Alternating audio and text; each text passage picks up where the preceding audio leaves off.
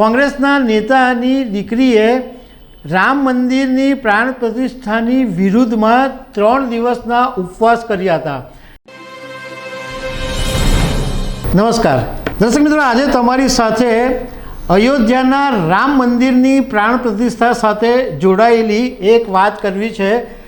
આમ તો 22 જાન્યુઆરીએ પ્રતિષ્ઠાનો કાર્યક્રમ પૂરો બી થઈ ગયો અને લોકો કદાચ એ વાત ધીમે ધીમે હવે ભૂલવા પણ માંડ્યા છે, પરંતુ એક એવી ઘટના બની કે જેને કારણે અયોધ્યાના રામ મંદિરની પ્રાણ પ્રતિષ્ઠા ફરી એક વખત ચર્ચામાં આવી છે।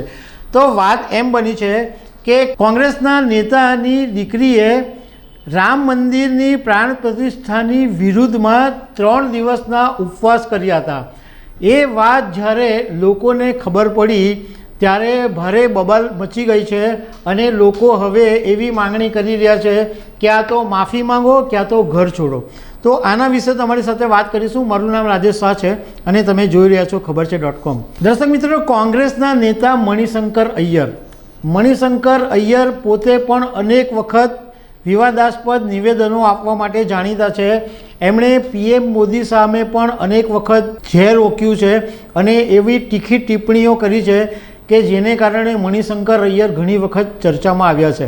આ વખતે મણિશંકર અય્યરના પુત્રી સુરન્યા અય્યર ચર્ચામાં છે, કારણ કે સુરન્યા અય્યરે અયોધ્યા રામ મંદિરની પ્રાણ પ્રતિષ્ઠાની વિરુદ્ધમાં 3 દિવસના ઉપવાસ કર્યા હતા કે આ પ્રાણ પ્રતિષ્ઠાનો કાર્યક્રમ નહીં થાય, અને પાછું સનાતન ધર્મની વિરુદ્ધમાં ફેસબુક ઉપર એક આપત્તિજનક પોસ્ટ પણ મૂકી હતી।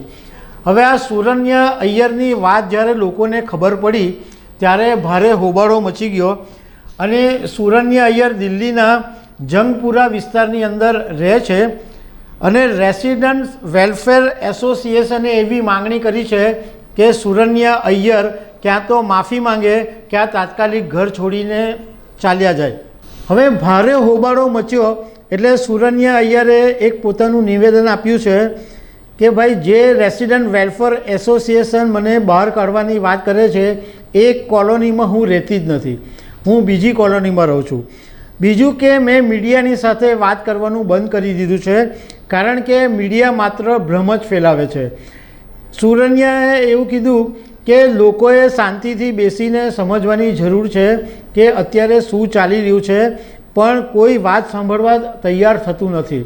તો દર્શક મિત્રો, આવી અનેક વાતો સાથે અમે તમને મળતા રહીશું। Thank you very much.